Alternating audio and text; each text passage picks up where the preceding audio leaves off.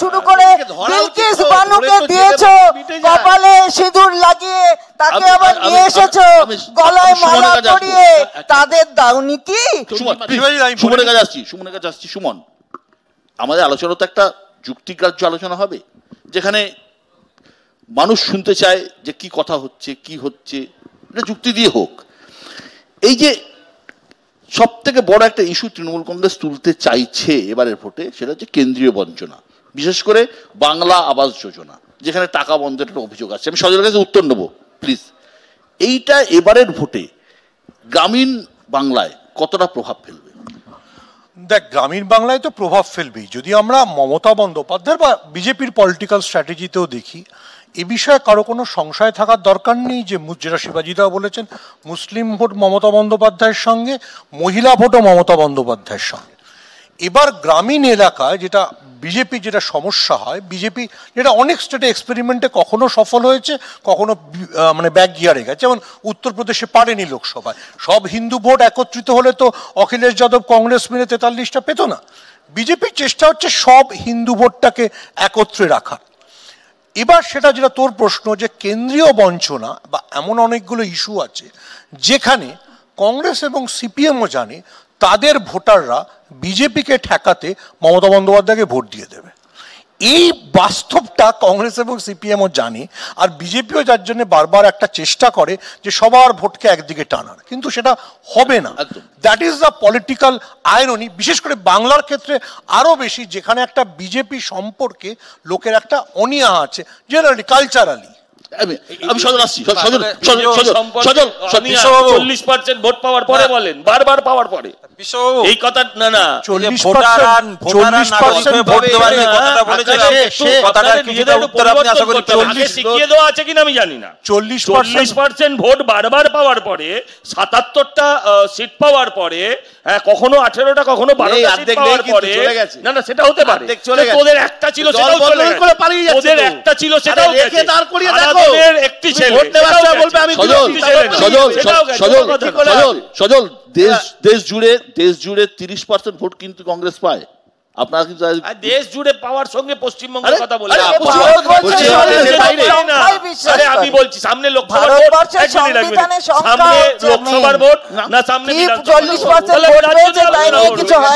কিন্তু আমি একটাই খালি কথা বলবো, যে সমস্যাটা কিন্তু এটা কিন্তু আমি নিরপেক্ষভাবে বলছি, যেটা এগেনস্ট যেটার কথা, যেটার ব্যাপারে তাদের ফাইট করতে হবে, যেটা তুমিও তুলেছো বিভিন্ন আগের বলার মধ্যে, যে শহরের ভোট বা ইত্যাদির ক্ষেত্রে, অর্থাৎ একটা ইমেজ বিল্ডিং, ছবিটা কিন্তু নানাভাবে মিডিয়া, ঘটনা সব মিলিয়ে একটা ছবি কিন্তু অন্যরকম তৈরি হয়েছে, বিশেষ করে গত এক বছর ধরে, গত এক বছর না হলে গত বছরের আগস্ট মাস থেকে। এই জায়গাটাকে মমতা বন্দ্যোপাধ্যায় কিভাবে নিয়ে যাবেন, সেটা কি বাংলা বনাম আউটসাইডার, বা এই ছবিটা যত ইতিমধ্যে সুমনদা যেভাবে বললেন যে মহিলা, এইটা অত্যন্ত গুরুত্বপূর্ণ এক করে দিলেন। তো আমার মনে হচ্ছে সুমনদা গত আগস্ট মাস থেকে এই ডিসেম্বর পর্যন্ত, না আমি বলছি এটাকে মোকাবিলা করতে হবে, অস্বীকার হতে পারে, অস্বীকার হতে পারে, কিন্তু মহিলাদের ভেতরে যে একটা কষ্ট হয়েছে, যন্ত্রণা কষ্ট হয়েছে নিশ্চয়ই, কিন্তু তারপরেও অস্বীকার করতে পারেন না না তারপরেও আপনার দলের মুখপাত্র কুণাল ঘোষ প্রতিদিন এই মহিলারা যারা রাস্তায়, আমি সজলের কাছে আসছি,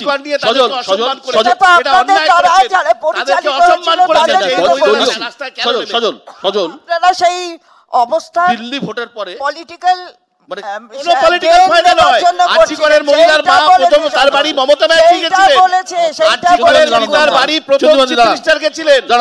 সন্তুষ্ট হলেন না তিনি? চন্দন প্লিজ, আমরা দেখেছি যে লোকসভা নির্বাচনের পরে 3টে ইম্পর্টেন্ট বিধানসভা বিজেপি জিতেছে, একটা দিল্লি, মহারাষ্ট্র, হরিয়ানা, দিল্লি, হরিয়ানা। বিশ্বটা জানে। এবারে দিল্লির পরে এবার আমাদের ভোট হচ্ছে বিহারে এবছরের শেষের দিকে, তারপরেই ভোট আসাম, পশ্চিমবঙ্গ, তামিলনাড়ু, এসব জায়গায়। কিন্তু দিল্লি, হরিয়ানা বা মহারাষ্ট্রে যাদেরকে ফেস করতে হয়েছে, পশ্চিমবঙ্গের তৃণমূলের মাটি বা সংগঠন এতটাই ভালো আছে, দুটো তো এক নয়। এই সাংগঠনিক জায়গার মোকাবিলার কিভাবে তোমরা করবে? আমি বলছি তো দুটো এক নয়। বিজেপি 7খানা ছিল, সেখান থেকে এখানে এসছে। 7খানা কোথায়? 7টা না 4টে ছিল আগের বারের বিধানসভার নিরিখে। ও বিধানসভার কথা বলতে 3টে ছিল, আরো খারাপ। তো সেখান থেকে এসছে, ওখানেও তো আমরা বিরাট শক্তিশালী ছিলাম না, সেখান থেকে মানুষ এখানে আপনি আমায় থামাচ্ছেন, আমার বলাটা।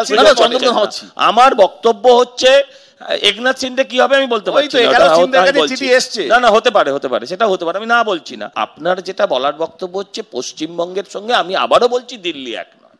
আমি আবারও বলছি যে আমরা সাংগঠনিকভাবে এখনো যতটা শক্তিশালী হওয়া উচিত ততটা নয়, এবং এটা মমতা ব্যানার্জিও ক্ষমতার আসার আগে ছিলেন না। মমতা ব্যানার্জিও আপনি যদি ভাবেন ক্ষমতায় আসার আগে অতটা শক্তিশালী ছিলেন না। সুমনদার কথায় উত্তর দিই, যদি মুসলিম ভোট নিশ্চয়ই একতরফা পায়, এটা নিয়ে আমার কোনো দ্বিমত নেই, কিন্তু মহিলা ভোট আপনি যেভাবে মানুষকে কনভিন্স করে দিচ্ছেন, মহিলা ভোট কেন পাবে আপনাকে তো বলতে হবে, শুধু লক্ষ্মী ভান্ডার আর রূপশ্রীর জন্য? মহিলা ভোট যদি মমতা বন্দ্যোপাধ্যায় একতরফা পেতেন তাহলে আমাদের 2,33,00,000 ভোট পাওয়ার ভাগ্য হতো না। শেষ করে নি, আমি বলছি পশ্চিমবঙ্গে দিদি বলছিলেন যে নারীর ভীষণ তাদের সুরক্ষা নিরাপত্তা, তাহলে অপরাজিতা বিল এনে রাষ্ট্রপতির কাছে গিয়ে কাঁদতে হচ্ছে কেন? আমি এই প্রশ্নটা চাই। আমি এক সেকেন্ড সজলকে দুটো জিনিস মনে করি। সজল দুটো জিনিস ভুলে যাচ্ছে, সেটা হচ্ছে যে দিল্লিতে বিজেপি অলওয়েজ স্ট্রং ছিল লোকসভায়।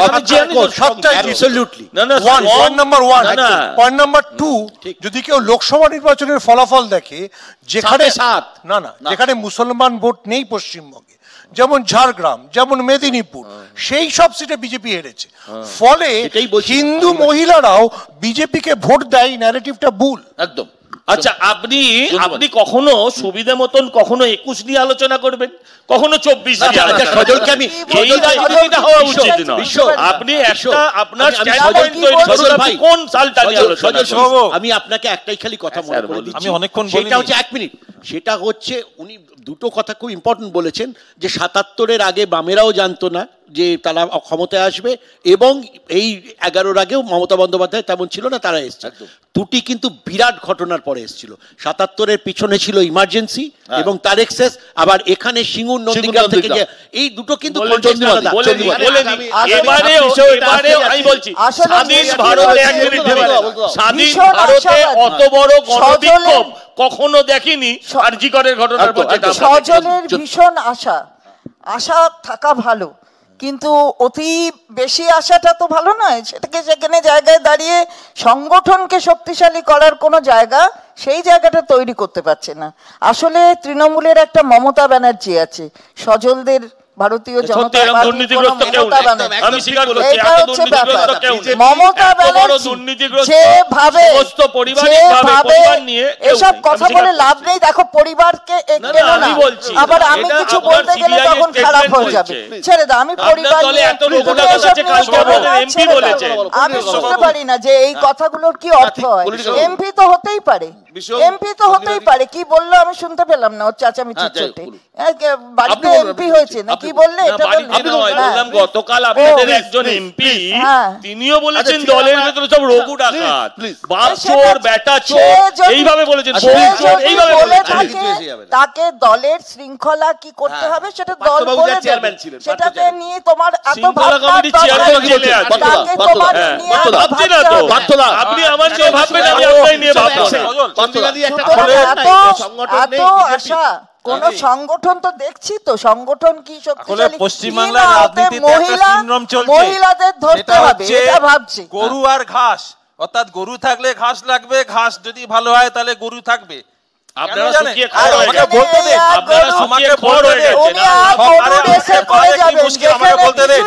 সবচেয়ে বড় বিপদ যেদিন তৃণমূল কংগ্রেস দেখেছিল কবে জানেন? যেদিন আলোচনা অনেক হবে,